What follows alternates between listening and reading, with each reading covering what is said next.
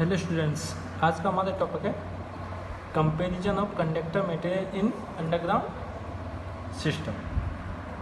तो इससे पहले जो लेक्चर बनाया था उनमें हमने क्या किया था, comparison of conductor material in overhead system, मतलब जो सिरोपरी लाइन है उसमें कंडक्टर के बीच में कंपेयर किया था। तो यहाँ पे उसमें कंपेयर किया था तो कुछ अजम्पशन माने थे। तो वो अजम्पशन कौन कौन से थे? उसमें अजम्पशन थे तो प्रत्येक तंत्र के द्वारा समान शक्ति को संचित किया जाना चाहिए। मतलब अगर मैं अलग अलग सिस्टम में अलग अलग पावर मानूंगा तो कंपेयर नहीं कर पाऊंगा। तो सारे सिस्टम के लिए क्या है, मेरी जो ट्रांसमिटेड पावर है वो सेम होनी चाहिए, क्योंकि तभी कंपेयर कर पाएंगे। तो जो लाइन हानियाँ हैं वो भी समान होनी चाहिए, लाइन लॉसेज है वो भी सेम होनी चाहिए, क्योंकि अगर अलग अलग होंगे तो कंपेयर नहीं कर पाएंगे। प्रत्येक स्थिति में चालकों के मध्य अधिकतम वोल्टेज BM समान होनी चाहिए। मतलब प्रत्येक सिस्टम में जो कंडक्टर और ग्राउंड के बीच में जो वोल्टेज है, जो मैक्सिमम वोल्टेज है वो BM होना चाहिए। अगर अलग होगा तो फिर एक्सप्रेशन अलग आएगा, तो हम कंपेयर नहीं कर पाएंगे। लेकिन ये तो था मेरा ओवरहेड सिस्टम में जो BM की वैल्यू किसके बीच में होती थी, कंडक्टर और ग्राउंड के बीच में। लेकिन अपन पढ़ किसके बारे में, अंडरग्राउंड। तो अंडरग्राउंड में जो ये BM की वैल्यू होती है वो किसके बीच में होती है, कंडक्टर और कंडक्टर के बीच में। दो चालकों के मध्य में जो मैक्सिमम वोल्टेज होगा वो क्या होगा, BM। किसमें, ओवरहेड सिस्टम, वो अंडरग्राउंड सिस्टम। लेकिन जो ओवरहेड सिस्टम है उसमें BM की वैल्यू किसके बीच में होती थी, कंडक्टर और ग्राउंड के बीच में। और जो ट्रांसमिटेड पावर है वो सब में जो लाइन की लेंथ है वो सेम होनी चाहिए। तो प्रत्येक शक्ति को संचारित करने के लिए दूरी समान हो। मतलब जो ट्रांसमिटेड पावर की है, मैंने पावर ट्रांसमिट किया है, वो सारे सिस्टमों में जो लाइन की लेंथ है वो सेम होनी चाहिए।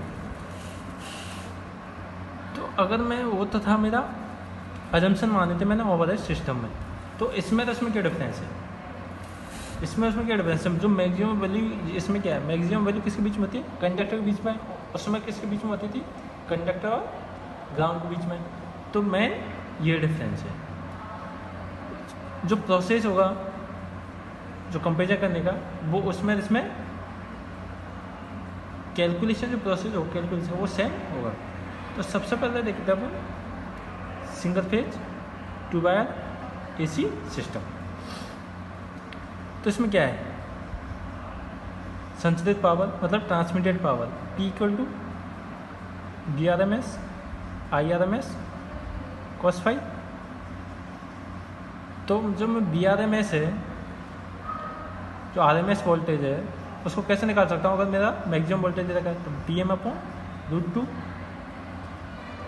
मैंने VRMS की वैल्यू पुट की यहाँ, तो P = क्या हो गया, BM/√2 I cos phi। तो क्या होगा, यहाँ से मैं I की वैल्यू निकालूंगा तो क्या हो जाएगा, I = √3 और √2 P/BM cos phi।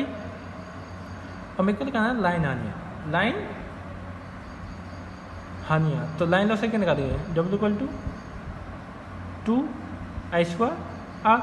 यहाँ पर कितने कंडक्टर है, वायर 2। तो एक के लिए क्या होगा, I²R। 2 कंडक्टर है तो क्या होगा, 2 से मल्टीप्लाई किया। अब क्या है, W = 2, वैल्यू पुट करनी है मेरे किसकी, I की। तो I की वैल्यू कहाँ से आएगी, यहाँ से।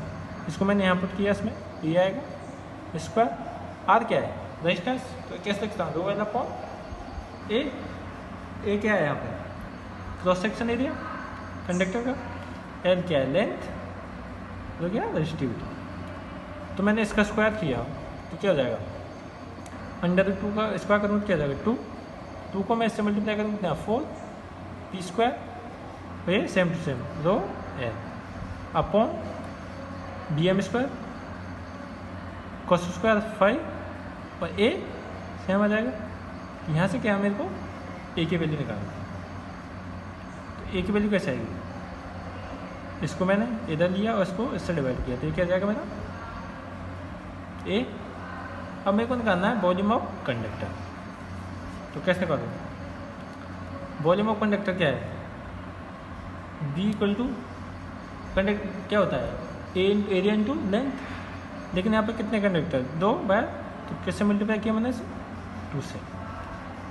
तो क्या है, ए की वैल्यू यहाँ से आएगी, इसको मैंने इसमें पुट किया, तो इसमें पुट किया तो क्या हो जाएगा 2, इसको ए को यहाँ पुट किया तो क्या हो जाएगा ये into L, same to same आ जाएगा। इसमें ए वाले एक्सप्रेशन में एल है, एक एल मल्टीप्लाई हो रहा है लेंथ, तो क्या हो जाएगा ये मल्टीप्लाई पे स्क्वायर, और 4 को मैं 2 से मल्टीप्लाई कितना होगा 8, तो क्या हो जाएगा 8 पी स्क्वायर, रो ये same to same L square upon B M square cos square 5 और लाइन लॉसेज। अब क्या क्या मैंने इसको रीअरेंज करके इसकी टर्म में लिखा, तो इसको मैंने इस वाले एक्सप्रेशन को रीअरेंज करके ऐसे लिखा। तो जो ये एक्सप्रेशन आता है ये वाला, ये किसके लिए आता, पहले जो लेक्चर बनाया था वो जो मैंने 2 वायर डीसी सिस्टम के लिए जो एक्सप्रेशन निकाला था वो ये आया था कंडक्टर का वॉल्यूम।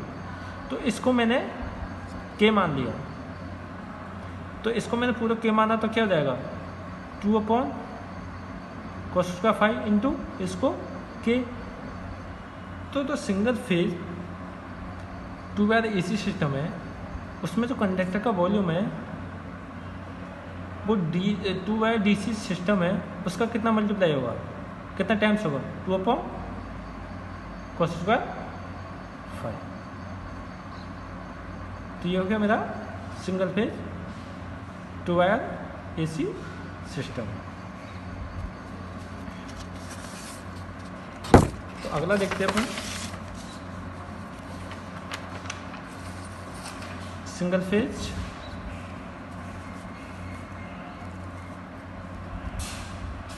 3 wire system. तो इसमें क्या 3 wire single phase 3 wire system, तो इसमें क्या है, तो जो मैक्सिमम वोल्टेज होगा वो किसके बीच में होगा, कंडक्टर के बीच में। तो उसके कंडक्टर दोनों के बीच में मैक्सिमम वोल्टेज क्या होगा वी एम। तो इसमें जो तीसरा वायर वो कौन सा होगा, न्यूट्रल वायर। तो यहाँ पे बी आर है, जो मैक्सिमम वोल्टेज होता है और आर एम एस वोल्टेज होता है, उसके बीच में रिलेशन क्या आता है, अगर मैं मैक्सिमम वोल्टेज को √2 से डिवाइड कर दूँ क्या जाएगा मेरा B R M S. P equal to क्या है B R M S I R M S cos 5। तो ये कौन सा है सिंगल फेज पावर। तो बी आर एम एस की वैल्यू कहाँ से पुट करूँगा, यहाँ से, तो ये आ जाएगा। ये पुट किया तो मैंने यहाँ से क्या किया, फिर आई की वैल्यू निकाली, आई में ये आ गया। अब मेरे को क्या निकालना है, लाइन लॉसेज। जो पहले प्रोसेस किया था वो वही सेम टू सेम यहाँ प्रोसेस होगा। तो क्या होगा लाइन लॉसेज क्या होगा, आई स्क्वायर आर। तो आई स्क्वायर आर है, ये तो एक कंडक्टर के लिए होगा आई स्क्वायर आर। यहाँ पे कितने हैं 2 कंडक्टर, तो क्या हो जाएगा 2 से मल्टीप्लाई, आई की वैल्यू यहाँ से पुट की। तो मैं सोचो वायर 3 है, लेकिन एक कौन सा वायर है न्यूट्रल, तो लॉस किस में होगा दोनों कंडक्टर में, तो इसलिए 2 लिए। 2 आई की वैल्यू पुट की, स्क्वायर हो जाएगा, आर क्या है रो एल अपॉन ए, जैसे पहले किया था। तो यहाँ से इसमें पुट किया तो √2 का क्या हो जाएगा, √2 का स्क्वायर करूँगा तो क्या हो जाएगा ये 2 को मैं 2 से मल्टीप्लाई करूँगा 4, पी स्क्वायर करूँगा तो क्या हो जाएगा P square rho L upon ये क्या हो जाएगा B M square cos square 5 into A. अब मैं यहाँ से निकालूंगा A cross section area of conductor, तो ए को मैं यहाँ ले जाऊँगा, डब्ल्यू को डिवाइड कर दूँगा, तो क्या जाएगा चालक पदार्थ का, ये तो आ गया मेरा क्रॉस सेक्शन एरिया। अब मेरे को निकालना है एरिया, वॉल्यूम, चालक पदार्थ का आयतन। तो क्या बी इक्वल टू एरिया कहता है cross section area into length, ये होता है मेरा वॉल्यूम। लेकिन अब कंडक्टर कितने 2, एक क्या है न्यूट्रल, तो उसका क्या लिया मैंने हाफ, तो 2.5 से मल्टीप्लाई हुआ। तो ए की वैल्यू कहाँ से यहाँ से पुट की, और एल पहले था तो इससे मल्टीप्लाई करके क्या जाएगा एल स्क्वायर। तो ये आ गया मेरा वॉल्यूम। अब इसको मैं क्या किया, इसको रीअरेंज करके ऐसे लिखा। तो ये कौन सा टर्म आ गया, इसको मैंने के मान लिया। ये आता है किसके लिए, 2 वायर डीसी सिस्टम के लिए। तो इसको मैंने के माना तो मल्टीप्लाई जाएगा के से। तो क्या है, आवश्यक चालक पदार्थ का आयतन द्वितार दृष्ट धारा का इतना टाइम्स होता है। तो ये किसकी के की वैल्यू ये है, ये किसके लिए आता है, 2 वायर डीसी सिस्टम के लिए। तो इसको सबके लिए रेफरेंस मान रखा है, तो सबका इसी से कंपेयर कर रहे हैं। तो ये तो क्या मेरा सिंगल फेज 3 वायर सिस्टम। अब अगला है 3 फेज 3 वायर एसी सिस्टम। तो है मेरा मैक्सिमम वोल्टेज क्या होगा between each phase and neutral. तो क्या होगा, 3 फेज है तो दोनों मैक्सिमम वोल्टेज है वो किसके बीच में है, दोनों कंडक्टर के बीच है। तो ये क्या हो जाएगा बी एम। तो यहाँ पे 3 फेज का मैक्सिमम दे रखा है।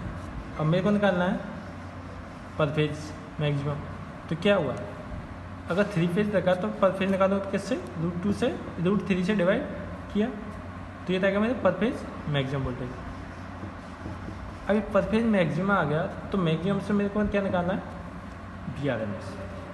आरएमएस वोल्टेज पर फेज। तो क्या करूँगा, इसको मैं जो ये आया है मेरा मैक्सिमम पर फेज, इसको किससे √2 से डिवाइड करना है। तो √2 से डिवाइड किया तो क्या हो जाएगा, ये BM/√6 यह गया मेरा पर फेज। अब क्या क्या है, जो पावर ट्रांसमिटेड है पर फेज तो क्या होगी P/3। तो यहाँ P है जो कौन सी है 3 फेज पावर। अगर मैं इसको 3 से डिवाइड करूँगा तो पर फेज हो जाएगी। तो क्या करूँगा, लोड करंट पर फेज क्या जाएगा, single phase power upon BM/√6 cos 5। तो यहाँ से क्या है मेरी आई की वैल्यू आ गई, आई की वैल्यू आई ये आई। अब मेरे को निकालना है लाइन लॉसेज। तो क्या होगा, लॉस किस में होता है, रेजिस्टेंस में। तो क्या हो जाएगा I² R। लेकिन यहाँ कितने वायर है 3। तो 3 वायर तो क्या हो जाएगा 3 से मल्टीप्लाई। तो W=3, आई की वैल्यू यहाँ से पुट की स्क्वायर इंटू √A। अब इसको मैंने इस पूरे एक्सप्रेशन को सॉल्व करके मैंने क्या निकाला, एरिया ऑफ क्रॉस सेक्शन। इससे ए की वैल्यू निकालनी है तो मेरी ये आ गई। अब निकालना है volume of conductor material required. तो वॉल्यूम क्या होगा, cross section area into length. देखिए कितने कंडक्टर यहाँ पे 3 से मल्टीप्लाई किया। तो ए की वैल्यू यहाँ से पुट की, एल यहाँ पे, तो ये एल से मल्टीप्लाई होगा तो क्या हो जाएगा इसका। तो इसका एक्सप्रेशन क्या आएगा लास्ट ये। अब इसको मैंने रीअरेंज किया ऐसे। तो ये किसके लिए था, पहले भी किया था, ये क्या माना था मैंने के। ये किसके लिए आता था 2 वायर डीसी सिस्टम के लिए।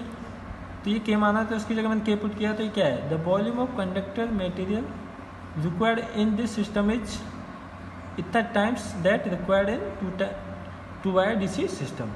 तो ये किसके लिए आता था 2 वायर डीसी सिस्टम के लिए। तो उसका कितना गुणा होगा इसमें, जो कंडक्टर का वॉल्यूम 1.5/cos² 5। तो ये हो गया मेरा 3 फेज 3 वायर सिस्टम।